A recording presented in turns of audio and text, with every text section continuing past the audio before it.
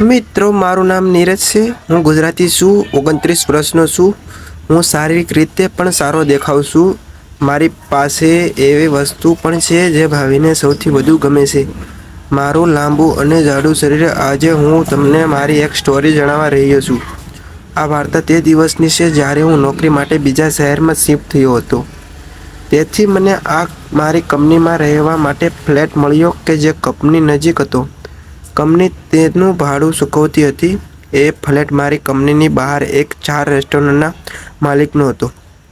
એ ફ્લેટમાં માલિક નીચે રહેતો હતો અને ઉપરના માળે રહેતો હતો. તેનું નામ રાકેશ હતું. તેના ઘરમાં તેની પત્ની અને તેના યુવાન પુત્ર રહેતા હતા.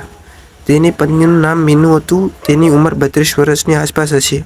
તેનો પતિ રાકેશ રોજ રાત્રે નશામાં ઘરે આવતો હતો.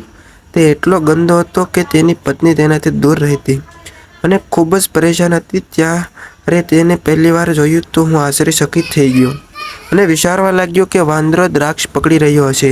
એટલે કે તેની પત્ની એક નંબર 1 કોમેડી હતી. શ્યામ રંગ, સરસ આકૃતિ, ભૂરી આંખો અને સરસ રીતે ચાલતા પણ આવડતું હતું. હું એને ભાભી કહીને બોલાવતો. તે દરરોજ હોટલમાં આવતી. અમે બધા સાથે ખુશખુશાલ વાત કરતી. ધીરે ધીરે મને પણ સમજાયું કે રાકેશ અને મીનુની જિંદગી પતિ પત્ની જેવી નથી. તે મારા માટે કંઈક વિશેષ સક્રિય લાગતી હતી. હવે તેના વિશે મારા મગજમાં ઘણી બધી વાતો ચાલવા લાગી અને મેં તેને આનંદ આપે તેવી યોજના શરૂ કરી. હું તેને ટચ કરવા માટે કોઈ પણ પ્રકારનું બહાનું શોધતો હતો અને જ્યારે પણ મને તક મળતી ત્યારે હું તેને સ્પર્શ કરતો હતો. ભાભી મારી હરકતો સમજી ગયા અને હું આ બધું કેમ કરી રહ્યો છું તેથી મને રોકવાને બદલે તેણે મને ઉલટું ઉશ્કેર્યો. તે આ બધું જાણી જોઈને કરતી હતી અને પછીથી અજાણ હોવાનો ડોળ કરતી હતી. હું સમજી ગયો કે મારે શરૂઆત કરવાની છે. તેથી એક દિવસ મેં નક્કી કર્યું કે તેને કેવી રીતે મારા દિલની વાત કરું. એક દિવસ હું ત્યાં ચા પીવા ગયો.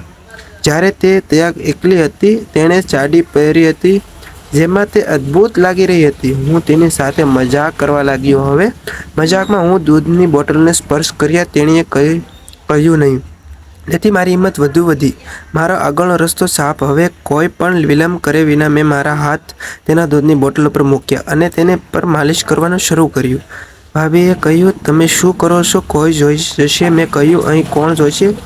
તારા અને મારા સિવાય અહીં કોઈ નથી અને મારે દૂધ પીવું છે તે હું કહી રહ્યો છું.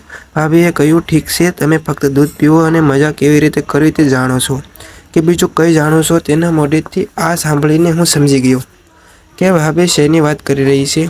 મેં પણ કહ્યું, મને એક તક આપો ભાભી, હું તમને જે જાણું છું તે બધું કહીશ. તેણે હસીને કહ્યું, ઠીક છે, આવો, આજે રાત્રે તમારી પાસે તક છે.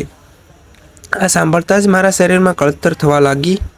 મને ત્યાં જ મારી ભાભીની ચા પીવાનું મન થયું, પરંતુ તે આના જેવી સલામત ન હતી. મારે સમયની પડવાની રાહ જોવી પડી. પછી હું ચા પીને પાછો આવ્યો અને મારું કામ ચાલુ કર્યું. તે દિવસે હું ઘરે વહેલો આવ્યો. ભાભી ઘરે એકલા હતા. મેં જઈને ભાભીની પાછળથી બોસી પકડી લીધી. ભાભીએ કહ્યું, 1 મિનિટ રાહ જુઓ, કોઈ જલ્દી નથી. મને તેને છોડી દેવાની ફરજ પડી. પછી મેં મારી ભાભીને બટ્ટી કરી અને ઉપરના માળે મારા રૂમમાં આવીને રાહ જોવા લાગ્યો. રાત્રે 10 વાગ્યાની આસપાસ રાકેશ નશામાં આવી ગયો હતો. ભાભીએ તેને અને બાળકોને ખવડાવીને સુવડાવી દીધા. લગભગ 11:30 વાગ્યે તે મારા રૂમમાં ઉપર આવ્યા. ભાભીએ નાઇટ સૂટ પહેરી હતી. ભાભી એમાં સુંદર લાગી રહી હતી.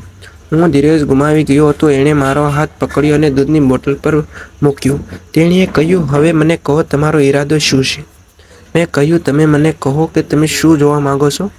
ભાભીએ કહ્યું, બધું જોઈને જ કરવાનું છે. તેણીએ આટલું કહ્યું કે તરત જ મેં ધક્કો માર્યો. મારું મજબૂત શરીર જોઈને તે થોડી ડરી ગઈ અને બોલી, નીરજ, આ શું છે? મેં કહ્યું, હા, તે શેરડી છે અને મારા કાઠિયાવાડમાં તેને મોઢા વડે ચૂસીને ખાવામાં આવે છે. તેણીએ કહ્યું, ના, મેં આ ક્યારેય ખાધું નથી.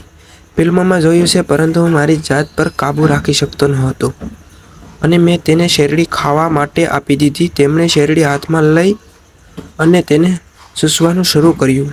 પહેલાં વિરોધ કર્યો, પરંતુ પછીથી ચૂસવાની મજા લેવા લાગી. શેરડી બંને હાથેથી પકડીને આનંદથી ચૂસવાનું શરૂ કર્યું. મને આજે આ વાતની ખબર પડી.